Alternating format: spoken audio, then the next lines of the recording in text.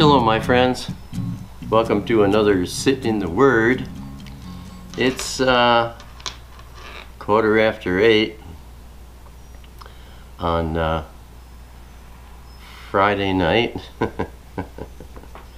Hard to keep track sometimes. And if you were with me when I first brought my songbooks out, you might remember I had 9 of them, and these two here are the biggest. And I don't know if you can see this humongous thing. See how big these are. It's supposed to hold like 500, and I have more than 300 songs. So one at a time, I'm taking them out of the old loose leaves. You know, you gotta open this up, take this out, take this apart, pull out this old sheet of paper, and then slide it into one of these. Man, it's a lot of work. But and I'm putting in you know, these tab pages here for, you know, 1967, 68, and so on, so that eventually I'll have all 300 plus songs in one notebook. I may even, because this thing is so big, I may even go get the copyright certificates and bam, everything in one. So anyway, let me get rid of this for now. So anyway, I have 2 more free MP3 songs for you this weekend.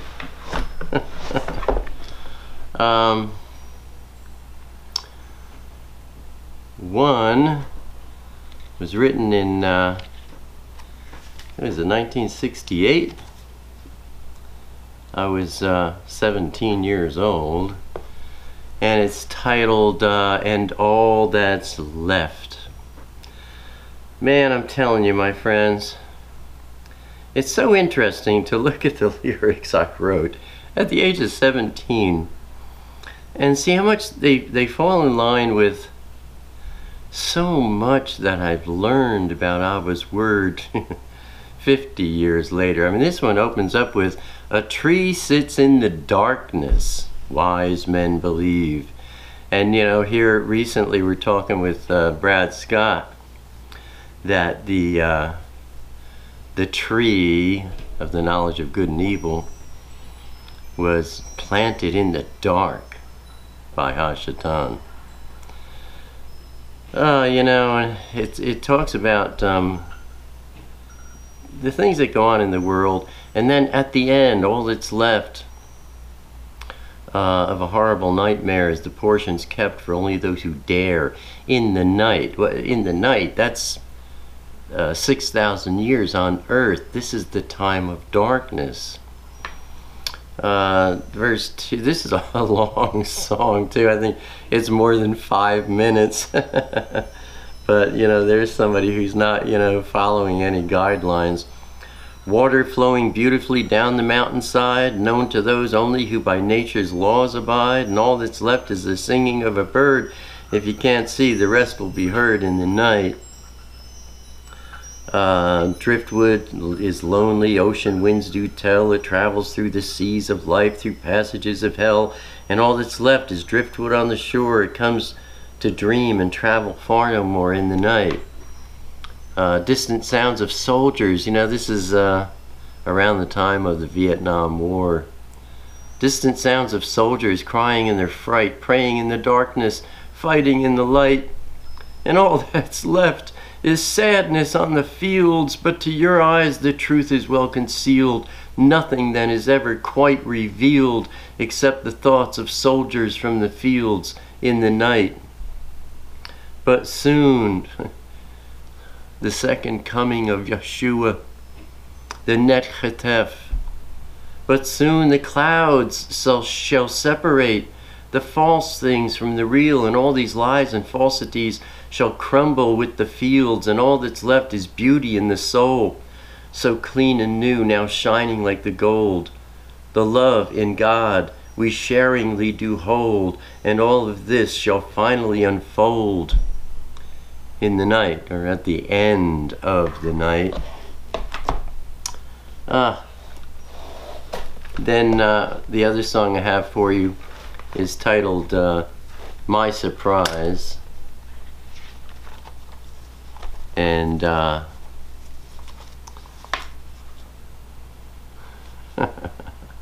this one was written in 73, so I was 22.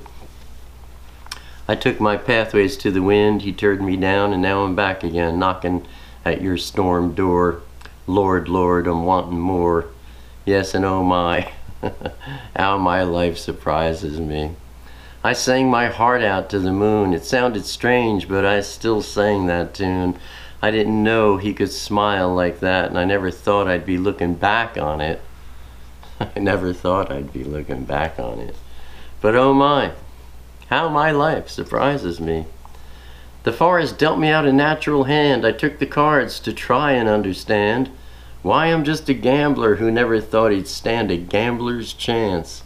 But oh my, how my life surprises me.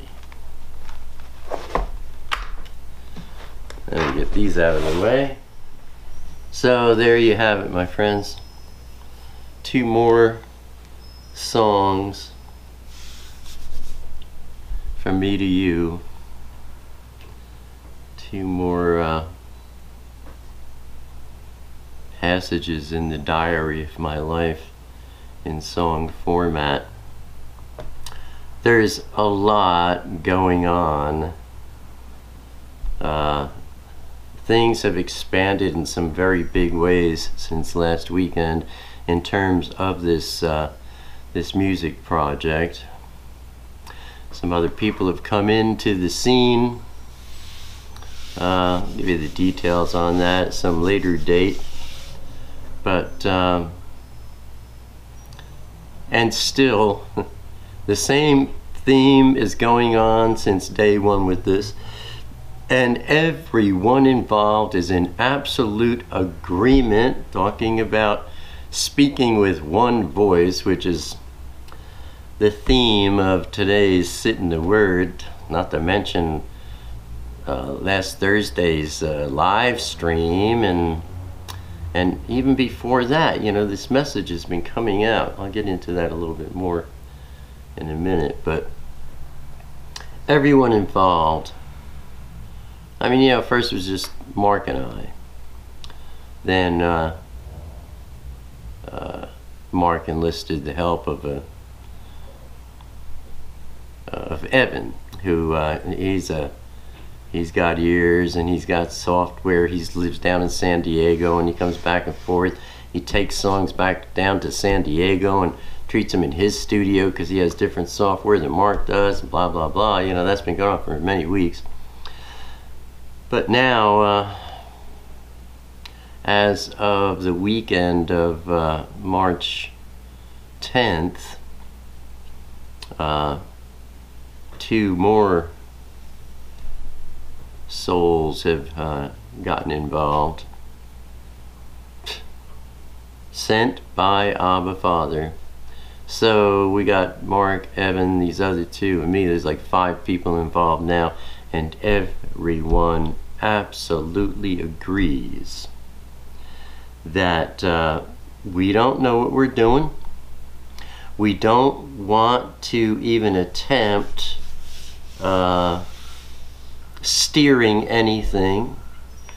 Every one of us have agreed to be in prayer to the Father, asking Him to reveal to us His will in all of this.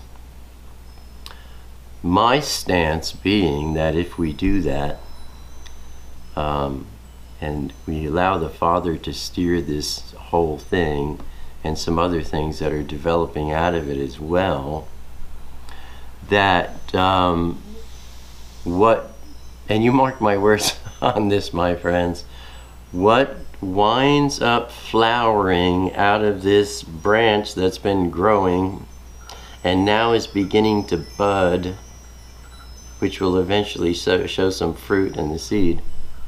Mark my words, the fruit of this all is going to be shockingly miraculous, because everyone involved is giving it up to Abba Father, Yahweh. I don't know that I've ever seen that in my life before with anything. We are all speaking with one voice. And I don't know, 3, 4, maybe even 5 months ago, I don't know, Abba told me to look for those who are speaking with one voice. I mentioned this in the live stream Thursday night, and I said, I repeat it now, I didn't know what he meant. I had an idea, you know, but I wasn't sure. And I started looking, and you know, I thought, oh, you know, maybe it's this, and it's like, no, not that. Oh, maybe it's this, no, not that. Brad Scott came into the picture, and that's definitely, there is one who is speaking with one voice. You know, this goes back to where the first occurrence of one voice appears in the Father's Word. And that would be Kol Echad. One voice, and it's Moshe. Moses came down from the mountain with the commandments of Yahweh. And all the Father's children there responded in Kol Echad, in one sound. We will obey the Father's commands. And that must be what he's telling me. Look for those who obey the Father's commands. And I say, you know, Brad Scott is one because I recognize him speaking in the same voice as me. And that is, my friends, we will follow Abba Father Yahweh's word, his commands, and nothing else. We will not concoct our own doctrines.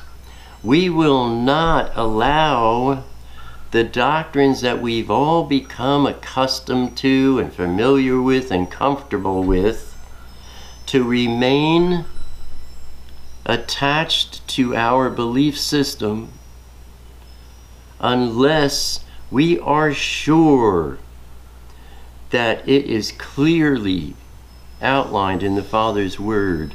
And when we see things that we're not sure about, like I mentioned in Thursday night's live stream, the parable of the 10 virgins. First of all, you know, as I pointed out before, we're not talking about female virgins, you know. The English, you know, gets in the way. We got to go to the original Aramaic Hebrew. You know, some people pointed out, oh, there's other translations that say that they are, what do you call it? Bridesmaids. You know, different English versions will come up with all kinds of things to interpret the word virgins, you know, bridesmaids. It's the same Aramaic word in Revelation talking about the 144,000, and those are not bridesmaids. And just because you see bridesmaids in the parable of the 10 virgins, the parable of the 10 bridesmaids, according to some particular English translation, you cannot build a clear doctrine on what the Father's doctrine is by using the English translations. You got to go back. You got to look at it. And as Brad Scott pointed out in one of the live streams, he says, I've heard a whole bunch of doctrines about, what the parable of the 10 virgins is all about. And so have I. There's a number of them out there.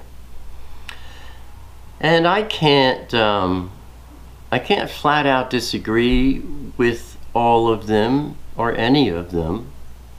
And I cannot flat out agree with all of them or any of them either. And that's the exact same stance that Brad has. And that's why, I see that we are with one voice. Because you don't jump on one bandwagon, because it feels good, or another bandwagon because it's a friend. You have to look at it. And the parable of the 10 virgins, to be honest with you, my friends, it would take an intense study that I doubt any man on earth has ever given it in the original Aramaic language that the Father wrote it down in. Now I could sit down with Brad and we could tear it apart, and maybe we could come up with something like, oh, we're sure because of this, that, and the other thing. And if we did do that, no one would be able to dispute it. And on the other hand, we could sit down and beat our brains out on it for hours, days, weeks, months, and never really come up with it. And that's where everyone's at right now. So my stance is, as is Brad Scott's. There's the other guy I've got with one voice.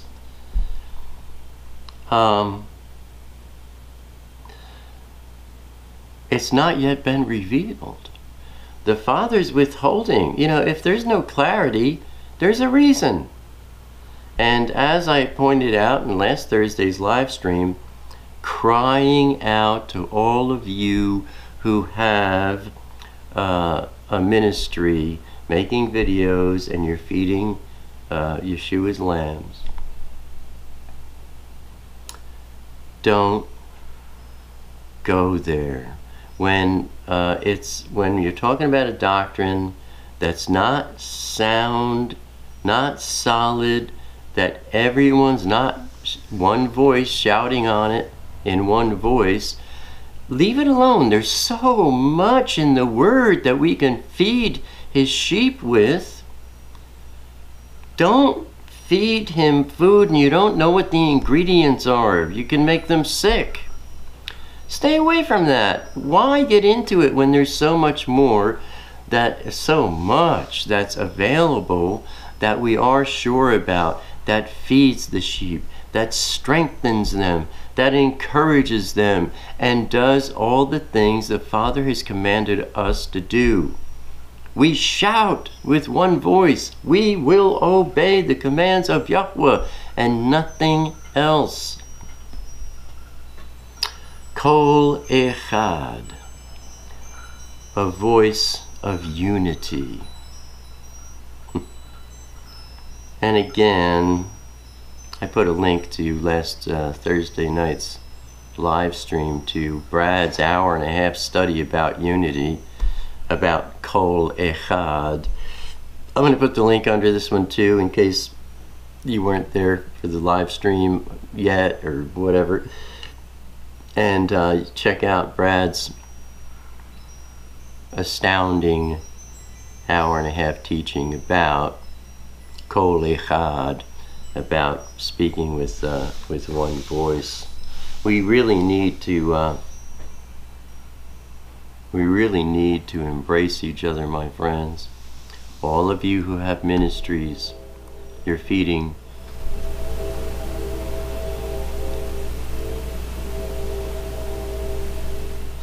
I love that. I'm telling you, every time that happens, I think the Father is saying, pay attention. We all need, everyone who has a ministry and who's feeding the sheep, we have got to come together.